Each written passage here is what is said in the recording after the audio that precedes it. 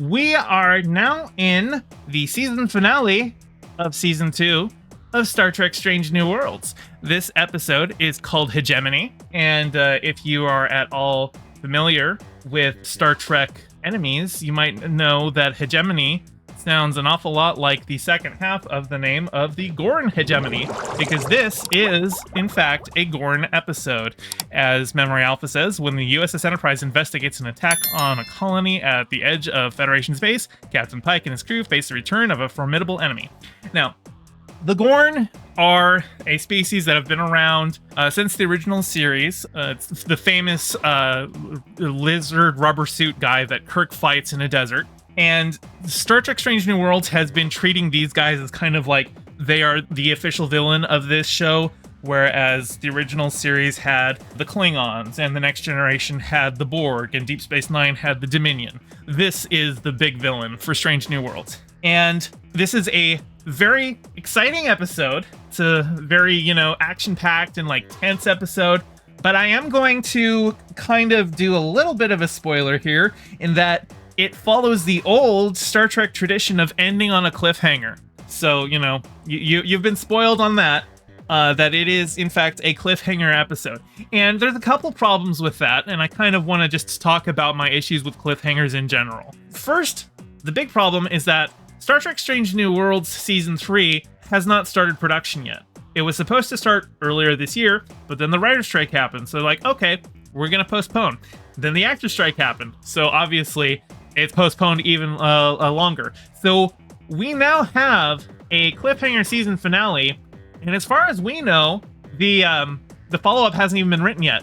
And this is a problem that I have with cliffhangers in general, but Star Trek in particular has always kind of done this whole thing where they end the season on a cliffhanger, and then they're like, okay, we break for 3 months. We'll be back in the writer's room in July or August, and we'll figure out how to get them out of this. Don't know how the boys are gonna get out of this one.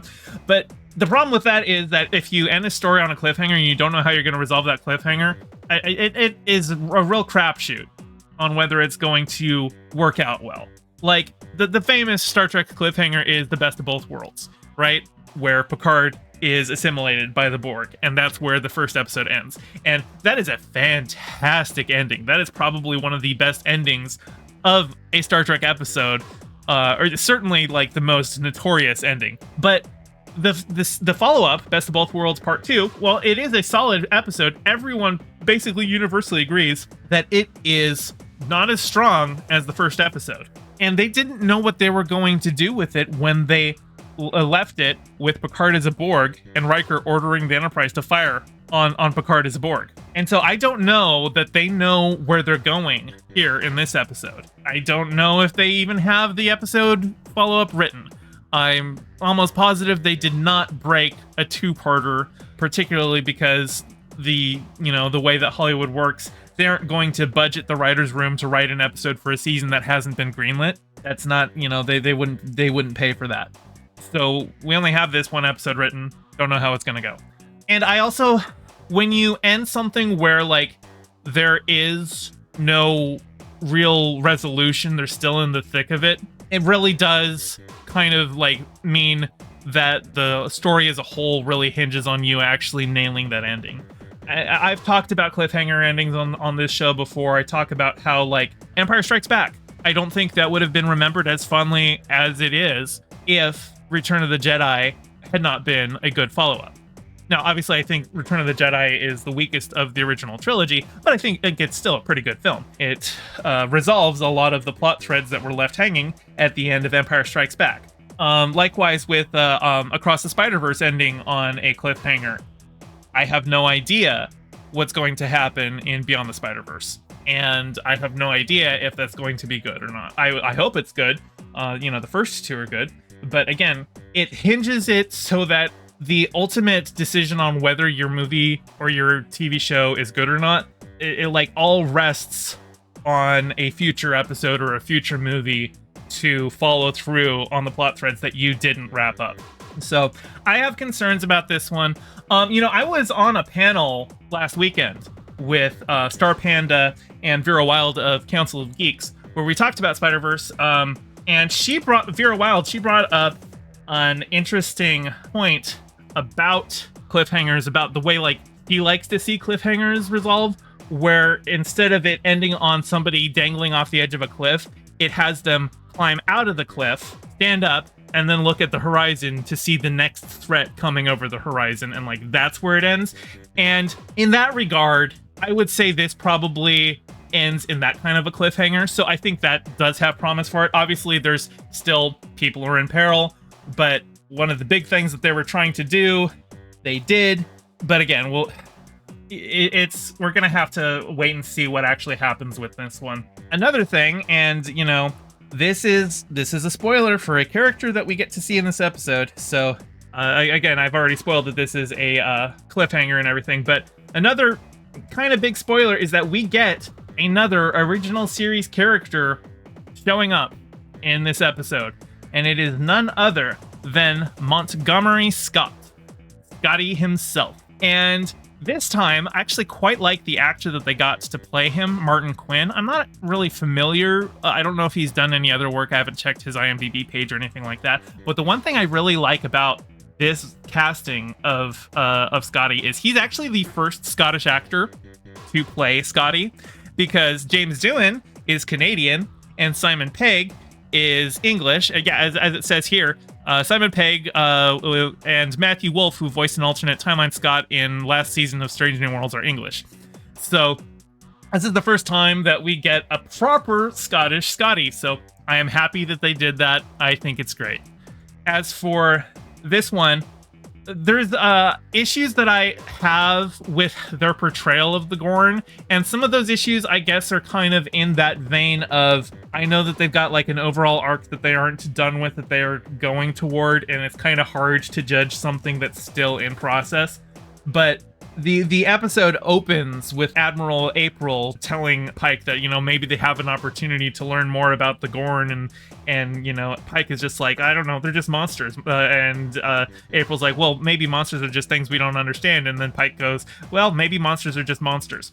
And, you know, the optimist in me wants to say that that's what they're leading toward, is that there actually is more to the Gorn, and they aren't just mindless evil monsters, that they're, you know, there's a method to their madness, and there's something leading up. Because obviously, the first time we see the Gorn in Star Trek, the original series episode Arena, Kirk realizes that.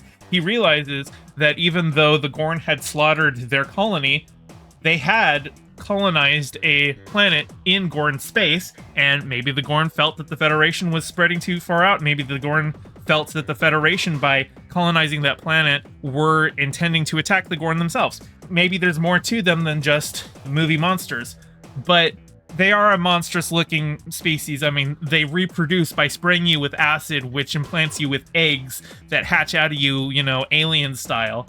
And pretty much every time we've seen the Gorn up to this point, they have just been movie monsters. But there are little hints in this episode that there's something more to them. Because when we've seen, like, Gorn younglings before, they don't work together. They, like, kill each other to establish dominance. Basically, only the strongest of a generation of Gorn will survive to go and join the hegemony and be like this. But here they're noticing the Gorn younglings working together. There is we see an adult Gorn who is trying to access like encrypted ship systems on one of the starships. And so, you know, obviously, I mean, they fly spaceships, so obviously there's an intelligence to them. But it's interesting to see that we still don't quite know what it is they are up to, other than they did broadcast something to the Federation, which was an image of the star system they're in, where they draw a line saying, this part is ours, and you stay on your part. I'm hoping that they have a plan for a slow burn of, you know, introducing us to more and more about the Gorn Society, and that they don't end up just being monsters. And we've got a third season coming, and hopefully they got a plan for that. I mean, if this show keeps going as successfully as it has been, I easily see this show going 7 seasons. Even though the opening narration says, you know, this 5-year mission, so you would expect 5 seasons. Well, you could have a season actually cover less than a full year. I mean, I actually think the first season only took place over the span of like 4 or 5 months. because in the second season of this, or the second episode of this season, where there was the trial episode with Una, they even mentioned how when Una had revealed herself as an Illyrian to the crew, it was 4 months ago. So yeah, the first season of Strange New Worlds only took place over a couple months, so they could easily have a 7-season show be set over 5 years. There's that. I would love to see it, and I really, really would love to see them develop the Gorn further and play the long game of having them be fully realized characters and not just movie monsters. But as it stands, the way they're portrayed doesn't make me super optimistic that that's what they're going for. I really want to have faith in the creators because the show is so good. I have to believe, I have to hope that that's the ultimate goal for them. It's hard when in the moment that's not how they're being portrayed. I can only go off of what we actually get to see, you know? But that's it for season 2 of Strange New Worlds, which means that's it for Star Trek for about a month. Now, we've got Star Trek Lower Decks coming out next month, but we've got a couple weeks where I'm not going to have Star Trek contents to cover. Now, I've got AMC Stubs A-List, so I can see up to 3 movies a week to review those, but there's other TV shows out there. What would you like to see me cover? Because I'd like to have something else to talk about each week until, you know, Lower Decks comes out. I know, Ahsoka comes out in 2 weeks. Okay, so in 2 weeks we'll be talking about Star Wars Ahsoka. Looking forward to that show. But if there's another show that you would like to see, please let me know. Transgirl Jade says, I think it's already out. Nope, it will be. I know it's not already out because I would have been watching it if it was already out. I have Disney Plus, and I make sure to check that to see if new shows are out. I was thinking about checking out Futurama. I know that one's back. I also want to watch the My Adventures with Superman, I think is the name of the show, but I'm kind of waiting for that one to finish its run to just like go over it all in one go and give my review there. You absolutely can't wait to watch Ahsoka. Yeah. I'm really excited to see it, particularly because I've watched Rebels and I quite liked Rebels as a show. And this one definitely seems to be a direct sequel to Rebels. It's got several of the cast of Rebels showing up in here. Obviously not they don't have the voice actors all playing their live action roles, but you know that's something that can't always be helped. Not everyone gets cast for an animated series, making sure that they look like their cartoon counterparts. We can't all be, you know, Boimler and Mariners. I really do think that Lower Decks was cast with that in mind. They're like, let's cast people who can play these guys live action, because that worked out quite well for the crossover episode with Strange New Worlds. Rebels was great, and Ahsoka's appearance in The Mandalorian was epic. Yeah, I really like Ahsoka as a character. I'm a little sour on the casting of Rosario Dawson, not for any talent issues. I think she's a perfectly fine actress. I just know there have been some allegations about some like domestic abuse stuff that was going on with her with like a trans housemate, and I know some of the charges have been like withdrawn there, but it sounds like she was like being like transphobic and abusive to a housemate. So that right there, that kind of sours me a little on it. I'm still gonna see the show. It's just, yeah, I don't know how to feel about Rosario Dawson these days. Hey, thanks for watching. I'm trying to get my channel monetized, so your view means a lot. Don't forget to toss me a like and subscribe and ring the bell. I stream every Monday and Thursday at 5 p.m. Pacific, so catch me live and join in on the convo. You can find all my socials in the description below, and thank you to all my patrons with a special shout out to Piftle Cakes and Ryan D. Your support means the world. Catch you next time.